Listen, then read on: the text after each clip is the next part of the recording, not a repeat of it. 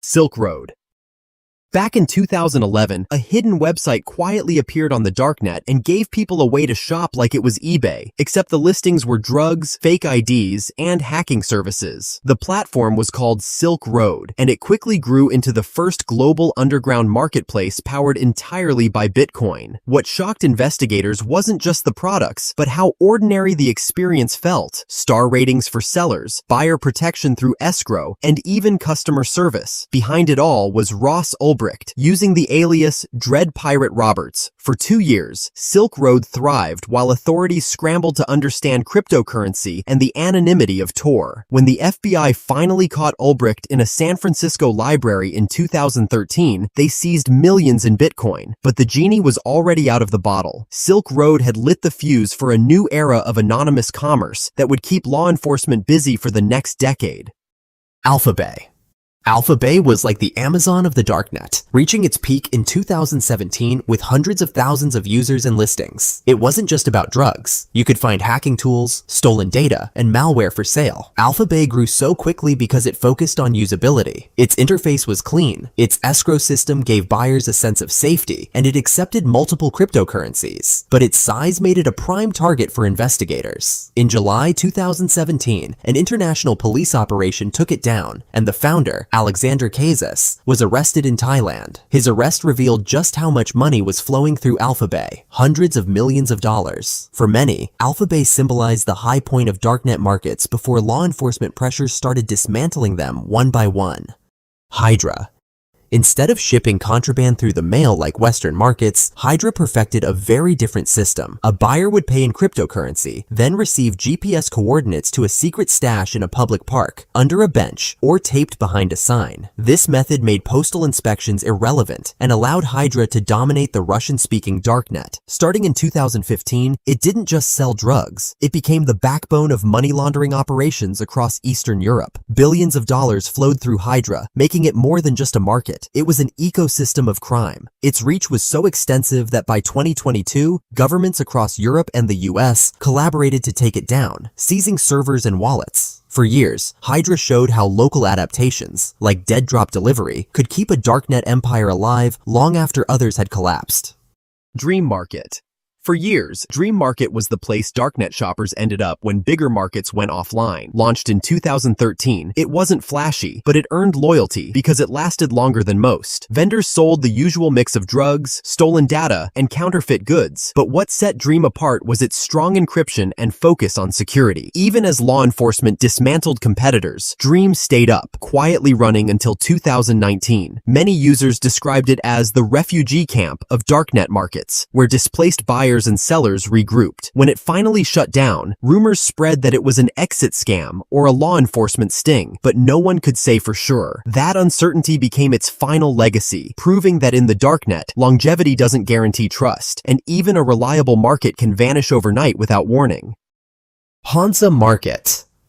Underneath its slick surface, Hansa was a trap. The market grew quickly because it promised features others lacked: better search, easier browsing, and stronger vendor controls. Buyers thought they had found a safe alternative after Silk Road's collapse. What they didn't know was that Dutch police had secretly taken over the site in 2017. For an entire month, law enforcement quietly logged every message, every transaction, every user detail without tipping anyone off. Then, once AlphaBay was taken down, authorities revealed the sting, catching thousands of users who had fled to Hansa thinking it was safe. It became one of the most successful darknet busts ever, showing that sometimes the biggest danger isn't a scammer or rival gang. It's the police running the store themselves. Wall Street Market. Operating out of Germany, Wall Street Market built a reputation as one of the largest European darknet hubs. It gained traction between 2016 and 2019 with tens of thousands of listings, from drugs to malware packages. What made Wall Street Market stand out was its professionalism. It looked more like a legitimate e-commerce platform than an underground site. But in 2019, the admins pulled a classic darknet move. They tried to run an exit scam, freezing vendor accounts and preparing to disappear with millions in Bitcoin. Bitcoin. Their mistake was sloppy execution. German authorities tracked them down, arrested the operators, and shut the market for good. Wall Street Market promised safety and sophistication, yet in the end, the sleek digital storefront turned into nothing more than a baited trap, where the only ones who cashed out weren't the vendors or buyers, but the police themselves. Agora.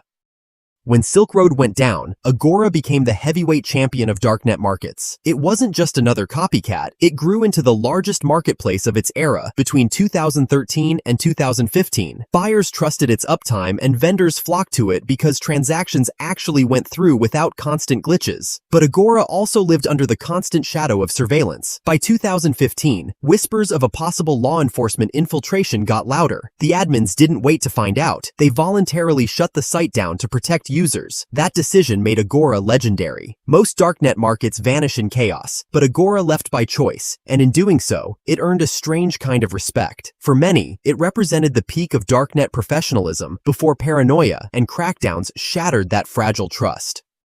Valhalla.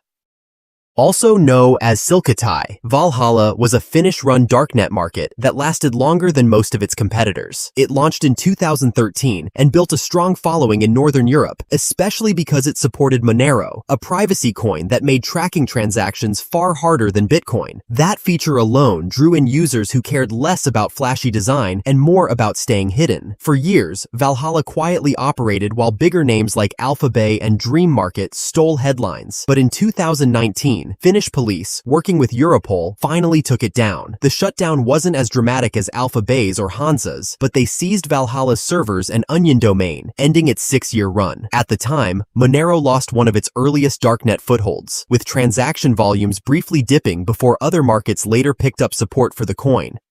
Empire Market. For a while, Empire Market felt unstoppable. Launching in 2018, it quickly rose to dominance by scooping up users from dead or busted sites. Vendors praised its interface, buyers loved its wide selection, and it ran smoothly until it didn't. In 2020, Empire started wobbling. Withdrawals slowed, rumors spread, and then came the inevitable, an exit scam. The admins vanished, taking with them what experts estimate to be tens of millions in Bitcoin. Unlike police takedowns, this one stung differently. Users weren't betrayed by law enforcement. They were betrayed by the very people they had trusted to run the market. In the aftermath, blockchain analysts tracked the vanished Bitcoin across tumblers and mixers, but the full haul was never recovered, leaving Empire's exit scam ranked among the largest financial disappearances in Darknet history. Nucleus Market. In its prime, Nucleus was buzzing with activity. It came online in 2014 and quickly grew into one of the fastest rising markets, offering everything from drugs to hacking tools. What helped it thrive was reliability. Servers were stable, support was active, and transactions actually cleared. By early 2016, Nucleus had racked up tens of thousands of listings. Then, without warning, it disappeared. No arrests, no official explanation, just gone. Some said it was an exit scam. Others believed the admins got scared and pulled the plug. Researchers estimated that vendors and buyers collectively lost millions in escrowed Bitcoin.